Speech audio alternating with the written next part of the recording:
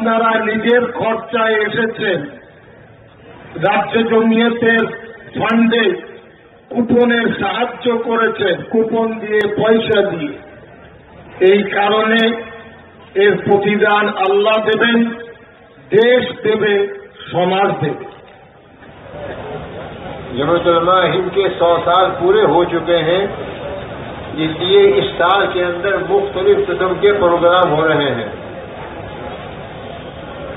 तारीखी और अहम शख्सियात जिनका जंग आज़ादी में और मुल्क की तामीर और तरक्की में बड़ा हिस्सा है, उनके नाम पर सेमिनार भी हो रहे हैं। मुल्क के अंदर हालात इस तरह की ताकतें हैं जो इसको खत्म करना चाहती हैं।